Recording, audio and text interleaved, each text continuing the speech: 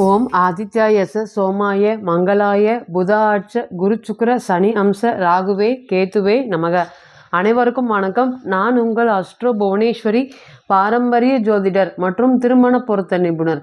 நீங்கள் நம்ம சேனலை ஃபஸ்ட் டைம் பார்க்குற மாதிரி இருந்தால் சேனல் சப்ஸ்கிரைப் பண்ணிவிட்டு பெல் பட்டன் கொடுத்து ஆல் ஆப்ஷன் கிளிக் பண்ணிக்கோங்க. அப்போ தான் நம்ம சேனலில் போடக்கூடிய ரெகுலர் பதிவுகள் உடனடியாக உங்கள் கவனத்துக்கு வரும். நம்ம சேனலை தொடர்ந்து நிறைய கோச்சார பதிவுகள் பார்த்துட்டு வந்துட்டு இருக்கோம். அதன் வரிசையில் நம்ம இன்னைக்கு பார்க்க போகிறது அக்டோபர் மாத பலன்கள் எப்படி இருக்க போகுது, மேஷ ராசி மற்றும் மேஷ லக்னத்திற்கு என்ன விதமான பலன்களை சந்திக்க போகிறீங்க, எதிர்வரக்கூடிய இந்த ஒரு மாத கிரக கோச்சார அடைவுகள் என்ன மாதிரியான பலன்களை உங்களுக்கு வழங்க இருக்குது அப்படிங்கிறத வாங்க பார்க்கலாம். மேஷ ராசி மற்றும் மேஷ லக்னத்தை பொறுத்தவரையும் 10வது மாதம் ஆரம்பிக்கும் போதே உங்களுடைய ராசிநாதனான செவ்வாய் பகவான் ராசிக்கு 3ஆம் இடமான தைரியஸ்தானத்தில் இருக்காரு. அதே போல் ராசிக்கு 6ஆம் இடத்துல சந்திர பகவான், கேது பகவான் மற்றும் சூரிய பகவான், புதன் பகவான், இதுக்கு மேலே கிரகங்கள் இல்லையா 6ஆம் பாவகத்தில் அப்படின்னு சொல்கிற அளவுக்கு கிரக சேர்க்கைகள் இருக்குது. அதே போல் ராசிக்கு 7ஆம் இடத்துல சுக்கிர பகவான் ஆட்சி பெற்றிருக்காரு. உங்கள் ராசிக்கு 11ஆம் அதிபதியான சனீஸ்வர பகவான் 11ஆம் இடத்திலே வக்ரம் அடைஞ்சிருக்காரு. அதே போல் பார்த்திங்கன்னா ராகு பகவான் ராசிக்கு 12ஆம் இடத்துல இருக்கிறாரு. 10/10/2024 மேலே புதன் பகவான் பார்த்திங்கன்னா துலாத்துக்குமே, அதே போல் 9/10 இந்த தேதியில் சுக்கிர பகவான் பார்த்திங்கன்னா விருச்சிகத்துக்கும் பயிற்சி அடைய போகிறாரு. சூரியனும் பார்த்திங்கன்னா 18/10/2024 மேலே ராசிக்கு 7ஆம் பாவகத்தில் அமைஞ்சு உட்கார போகிறாங்க. இது எப்படி இருக்க போகுது ஃபஸ்ட்டு அப்படின்னு கேட்டிங்கன்னா, மேஷ ராசி மற்றும் மேஷ லக்னம் காலபுருஷனுக்கு முதல் வீடு. எங்கும் முதல் எதிலி முதல். ஒரு விஷயத்தில் முன்னாடி எந்த விஷயம் தெரியுதோ இல்லையோ ஒருத்தர் ட்ரை பண்ணுறாங்க, உட்கார்ந்து அந்த முயற்சி எடுக்கிறாங்க அப்படின்னாவே கண்டிப்பாக இங்கே மேஷம் இருக்கும். மேஷத்தை பொறுத்த வரையும் நீதி, நேர்மை, நியாயத்துக்கு ரொம்ப அதிகபட்ச முக்கியத்துவம் கொடுப்பாங்க. அது எவ்வளோ பெரிய ஆளாக இருந்தாலும் சரி, வாழ்க்கையில் எவ்வளோ உதவி செஞ்சிருந்தாலும் சரி, ஹெல்ப் பண்ணியிருந்தாலும் சரி, நிறைய விஷயங்கள் பார்த்திங்கன்னா விட்டு கொடுப்பாங்க. ஆனால் அந்த சுயமரியாதை அப்படிங்கிறது மேஷத்துக்கிட்ட விட்டே கொடுக்க மாட்டாங்க.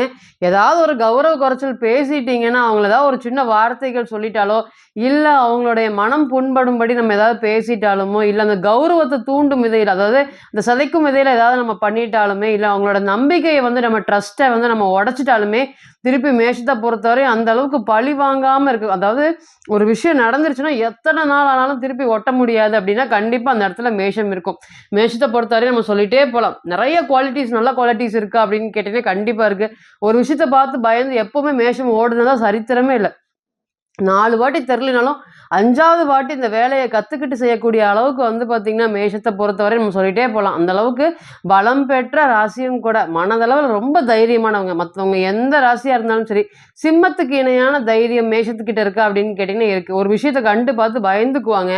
2வது தடவை நடந்துருச்சுன்னு வச்சுக்கோங்க. இப்போ ஒரு உதாரணத்துக்கு ஒரு அவமானம் வந்துருச்சு மேஷத்தை பொறுத்தவரையும், 2வது தடவை வரும்போது அது அப்படியே என்ன வந்தாலும் பரவாயில்ல பார்த்துக்கலாம் அப்படிங்கிற மனசு கலங்காமல் அப்படியே ஸ்ட்ரெயிட்டாக தைரியமாக இருக்கக்கூடிய ராசி. அந்த மாதிரி இருக்கக்கூடிய நபர்களை இதுக்கு மேலே கிரக அடைவுகள்லாம் எதுவும் பாதிப்பு இல்லையா அப்படின்னு கேட்குற அளவுக்கு கடுமையாக பாதிப்பு. சுக்கிரன் கேதுவோட இணைஞ்சதெல்லாம் 6ஆம் பாவத்தில் சொல்ல முடியாத, இனம் புரியாத வழி. ஒரு மாதமாக பார்த்திங்கன்னா பொருளாதாரத்தில் என்ன நினைக்கிறோமோ அதுக்கு ஆப்போசிட்டாக நடக்குது.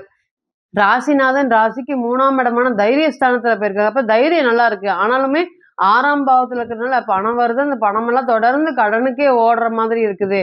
எந்த வழியில இருந்து நமக்கு பிரச்சனைகள் வரும்னு தெரியாது. அந்த அளவுக்கு நிறைய மன வலிகளையும் கொடுத்துருக்கா அப்படின்னு கேட்டீங்கன்னா கண்டிப்பாக கொடுத்துருக்கு. ஏன்னா எந்த ஒரு முயற்சி எடுக்கும்போது அந்த முயற்சிக்கான காரக கிரகமான புதன் பகவான் பார்த்தீங்கன்னா 6ஆம் பாவத்தில் கேதுவோடு அமைஞ்சிருக்காரு. அப்போ நல்லா தைரியமாக இருக்கீங்க, ஒரு முயற்சி பண்ணுறீங்க, திருப்பி திருப்பி முயற்சி பண்ணுறீங்க. ஆனால் சக்ஸஸ் ரேட்டிங் அப்படிங்கிறது ரொம்ப குறைஞ்சிருக்கா அப்படின்னு கேட்டிங்கன்னா கண்டிப்பாக குறைஞ்சிருக்கு.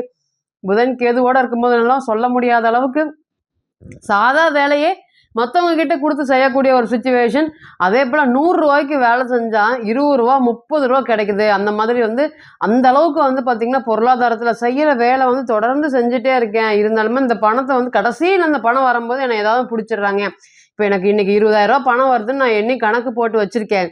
ஆனால் அந்த கடைசியில் எனக்கு பணம்லாம் என்னுடைய வேலையெல்லாம் முடிஞ்சு என் கைக்கு வரும்போது பார்த்திங்கன்னா எங்கிட்ட ஏதாவது சொல்லிடுறாங்க, இல்லைங்க நாங்கள் உங்களுக்கு கொடுக்கலான்னு தான் நினச்சோம், ஆனால் என்னால் முடியலைங்க, 10,000 ரூபா தான் இருக்குதுங்க, 5,000 ரூபா தான் இருக்குது, வச்சுக்கோங்க, அடுத்ததை பார்க்கலாம் அப்படின்னு செஞ்ச செயலுக்கு உண்டான கூலியை கூட பார்த்திங்கன்னா கம்மியாக பெறக்கூடிய ஒரு சுச்சுவேஷனை ஏற்படுத்தியிருக்கா அப்படின்னு கேட்டிங்கன்னா கண்டிப்பாக ஏற்படுத்தியிருக்கு. எது செஞ்சாலும் தடை. 6ஆம் பாவகத்துல பலம் பெற்ற கிரகங்கள். அப்ப ஆப்போசிட் எதிராளிகள் வந்து பார்த்தீங்கன்னா, உங்கள விட பலம் வாய்ந்தவங்களா அவங்க கூட சேர்ந்து உங்களால போட்டி அதாவது மனசளவுல நீங்க தைரியமா இருக்கீங்க. உடல் அளவுல தைரியமா இருக்கீங்க. இருந்தாலுமே வந்து பார்த்தீங்கன்னா, இந்த போட்டிய ஜெயிக்க முடியாத அளவுக்கு நெறைய பிரச்சனைகள் வந்திருக்கா அப்படின்னு கேட்டீங்கன்னா, கண்டிப்பா வந்திருக்கு. மேஷத்த பொறுத்தவரையும் இன்னைக்கு பாருங்க கோச்சாரத்துல 6ஆம் பாவகத்துல மன உளைச்சலுக்கான காரக கிரகம் எல்லாமே இருக்கு. அப்போ எதிராளி நெனச்சு தொந்தரவு, கடன் பிரச்சனை நெனச்சு தொந்தரவு, என்ன சம்பாரிச்சாலும் கடனுக்கு போகுது அப்படிங்கிற மன உளைச்சல்கள் நெறைய வந்து எஃபோர்ட்ஸ் போடுறோம். அந்த எஃபோர்ட்ஸ் எல்லாம் பலனளிக்கவே இல்ல. இருந்தாலும் பரவால்ல இவரு முயற்சி பண்ணிட்டு இருக்காரு அப்படின்னு சொன்னா ஏன்னு கேட்டீங்கன்னா, உங்களோட ராசியாதிபதி 3ஆம் இடத்துல இருக்கக்கூடிய காரணத்துக்காக தான் தைரியமா இருக்கீங்க. அடுத்தது வந்து பார்த்தீங்கன்னா, செவ்வாய் பகவான் கடகத்துல போய் நீசமாகும்போதெல்லாம் சொல்லவே தேவையில்ல. அந்த அளவுக்கு தைரியத்த விட்டுருவீங்களா அப்படின்னு கேட்டீங்கன்னா, விட்டுருவீங்க. இதெல்லாமே நீங்க கடந்து வந்த பாதைகள், இப்ப நடந்துட்டு இருக்க பாதைகள். இந்த பெயர்ச்சி பலன்கள் எப்படி இருக்க போகுது அப்படின்னு கேட்டீங்கன்னா, நெறைய கிரகங்கள் 6ஆம் பாவகத்த விட்டு வெளிய வராங்க. அப்ப வா பார்த்துக்கலாம் அப்படின்னு உங்களை வலுக்கட்டாயமா வம்புக்கு இழுத்த எதிராளிகளுடைய தொந்தரவு இனிமேல் கட்டுக்குள்ள இருக்கும். அவங்க என்ன பிளான் பண்ணாலுமே, இத்தன நாளா வந்து பார்த்தீங்கன்னா, அவங்க எங்கிருந்து அடிக்கிறாங்க? என்ன பேசுறாங்க? எந்த வழியில பிரச்சனை குடுக்குறாங்கன்னு தெரியாம மன உளைச்சல்ல இருந்த உங்களுக்கு, நீங்களும் அதுக்கு ஏத்த மாரி வந்து பார்த்தீங்கன்னா, ஏன்னா மேஷம் சொல்லவே தேவையில்ல. அந்த ஒரு விஷயத்த வந்து பார்த்தீங்கன்னா, இந்த கௌரவ குறைச்சலுக்கு ஏதாவது ஒரு பங்கம் வந்துச்சுன்னா, அந்த பங்கத்த வந்து பார்த்தீங்கன்னா, ஆப்போசிட் பெர்சன் யாரா இருந்தாலும், எவ்வளோ பெரிய ஆளா இருந்தாலும் மோதாம விட மாட்டாங்க. அப்ப அந்த அளவுக்கு ஒரு கிரக சேர்க்கைகள் இருக்கிறனால, இத்தன நாளா எதிராளிகளோட தொந்தரவு இருக்கிறனால, இனிமேல் வந்து அவங்கள விட்டு ஒதுங்கி வந்துரலாம். நமக்கு எதுக்கு சண்டை சச்சரவுகள்? என்னமோ பண்ணிட்டு போறாங்க அப்படின்னு ஆப்போசிட் நபர் ஏதாவது இடர்பாடு குடுத்தாலுமே, நீங்க அதிலிருந்து வெளிய வர்றதுக்கு இது ஒரு நல்ல கோச்சார காலமாக இருக்குமா அப்படின்னு கேட்டீங்கன்னா, கண்டிப்பா இருக்கும். முதல் தர யோகம் என்ன அப்படின்னு கேட்டீங்கன்னா, சுக்கிர பகவான் 7ஆம் அதிபதி 7லே ஆட்சி பலம் பெற்றிருக்கிறனால. அப்போ திருமணம் சம்பந்தப்பட்ட சுப நிகழ்ச்சிகள் எங்க வீட்ல எதுவுமே நடக்க மாட்டேங்குது. ஏறக்குறைய என்னுடைய பொண்ணுக்கு 29, 30 டச் ஆகும். 30 அப்படிங்கும்போதே எனக்கு ரொம்ப பயமா இருக்கு, பாதிப்பா இருக்கு. நாங்க கேட்கிற மாதிரி வரன்கள் வரமாட்டேங்குது. இந்த வீதிக்குள்ள வந்தாவே, என் பொண்ணுக்கு தான் கல்யாணம் ஆகல, என் மாப்பிள்ளைக்கு தான் கல்யாணம் ஆகல அப்படிங்கிற மாதிரி சின்ன சின்ன வயசு அதாவது என்னுடைய பொண்ணோட 5 வயசு, 7 வயசு குறைஞ்சிருக்கவங்கலாம் கல்யாணம் ஆகி குழந்தையோட இருக்காங்க. அதனால இவங்களுக்கு இன்னும் கல்யாணம் ஆகலைன்னு எங்களுக்கு நெறைய மன வருத்தங்களும், மன உளைச்சல்களும் இருக்கு. சொந்தக்கார் மத்தியில வந்து பார்த்தீங்கன்னா, "இன்னும் கல்யாணம் முக்கியம் வச்சிருக்கீங்களா? இன்னும் கல்யாணம் முக்கியம் வச்சிருக்கீங்களா?" அப்படின்னு நெறைய கேள்விகள் கேட்கறாங்க. "ஏன் என்ன பிரச்சனை? என்ன காரணமாம்மா?" அப்படிங்கிறக்கூடிய "ஏன் பணம் இருக்குது. நீங்க நல்லா தான் பார்த்துட்டு இருக்கிறீங்க. ஏன் காரணம்? என்ன காரணம்?" 4 பேர் 4 விதமா பேசக்கூடிய ஒரு சிச்சுவேஷன்ல, இந்த கோச்சாரம் உங்களுக்கு திருமணம் சம்பந்தப்பட்ட சுப நிகழ்ச்சிகள் இத்தனை நாளா தடை ஏற்பட்டுச்சு. கடைசி ஸ்டேஜ் வரையும் போய் நின்ன விஷயங்கள் எல்லாமே இனிமேல் கை குடுக்குமா அப்படின்னு கேட்டீங்கன்னா, கண்டிப்பாக கை கொடுக்கும். 2வது என்னன்னு கேட்டீங்கன்னா, குழந்தை பேர் சம்மந்தப்பட்ட விஷயத்துக்கு வந்து நான் ரொம்ப வருடங்களாக குழந்தை பேருக்கு முயற்சி பண்ணிட்டு இருக்கிறோம்.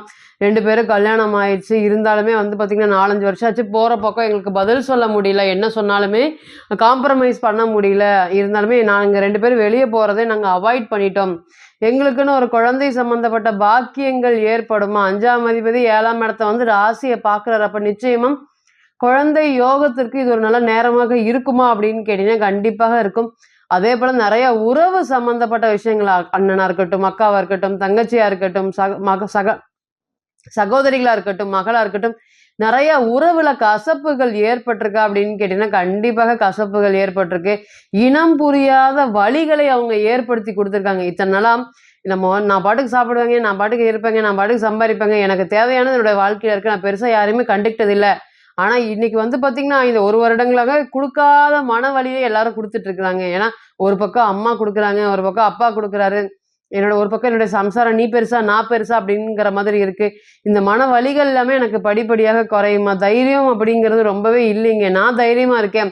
சில சமயம் அப்படி இருந்தாலும் ஏன்னு கேட்டீங்கன்னா, சனி ராசிய பார்க்குறாரு. சனீஸ்வர பகவான் ராசிய வக்ரம் அடைஞ்சு பார்க்குறாரு. அப்ப மன அழுத்தங்கள் ரொம்ப அதிகமா இருக்கா அப்படின்னு கேட்டீங்கன்னா, கண்டிப்பா இருக்கு. அதனால வேலையில அதிக கான்சன்ட்ரேஷன் படுத்துறதுனால இது எல்லாமே படிப்படியா உங்களுக்கு குறையுமா அப்படின்னு கேட்டீங்கன்னா, கண்டிப்பாக குறையும். இனி வரக்கூடிய காலங்கள் சூரிய பகவான் நீசம் அடைஞ்சாலும் ராசிய பார்த்து தைரியத்தை, தெம்பையும் ஊட்டுவாரு.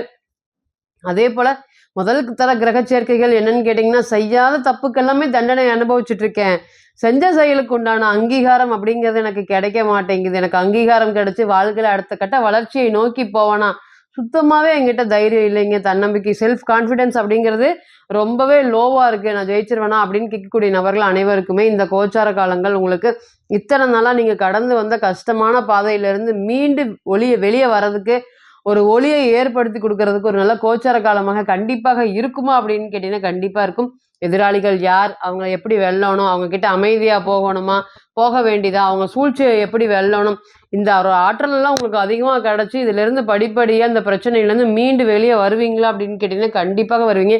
இனிமேல் மத்தவங்க எப்படியோ போயிட்டு போறாங்க, நம்மளோட முன்னேற்றம் என்ன, நம்மளுடைய பதவி என்ன, நமக்கு உண்டானது என்ன, நம்ம பணம் சம்பாதிக்கிறத பார்க்கலாம் அப்படின்னு உங்களுக்குன்னு ஒரு தனி வழியை ஏற்படுத்தி போராடுறதுக்கு சரியான காலமாக இருக்குமா அப்படின்னு கேட்டீங்கன்னா கண்டிப்பா இருக்கும். இப்ப நீங்க கேட்டு வந்துட்டு இருந்த அனைத்துமே கோச்சார பலன்கள் தான். 40% 60% மட்டுமே பொருந்தும். தனிப்பட்ட ஜாதகத்தை நம்ம எடுத்து தசாபுத்தி நடப்பு அந்தரம் கணிக்கும் போதே கிரகம் பெற்ற பலம் பலவீனம் அடிப்படையில பலன்கள் கூடவோ குறையவோ செய்யும் அப்படிங்கிறதுல ஒருபோதும் மாற்றம் இல்லைங்க. தனிப்பட்ட ஜாதகத்தை நீங்க ஆலோசனை பண்ண விருப்பப்பட்டா கீழே இருக்கக்கூடிய இந்த நம்பருக்கு கான்டாக்ட் பண்ணுங்க. நான் வணங்கக்கூடிய நரசிம்மர் உங்க எல்லோருக்குமே நல்ல வளமான வாழ்க்கையை ஏற்படுத்தி தர நான் நிச்சயமா பிரார்த்தனை பண்ணிக்கிறேன். மீண்டும் ஒரு பதிவில் உங்களெல்லாம் சந்திக்கும் வரை உங்களிடமிருந்து விடைபெறுவது உங்கள் அஸ்ட்ரோ புவனேஸ்வரி. நன்றி, வணக்கம்.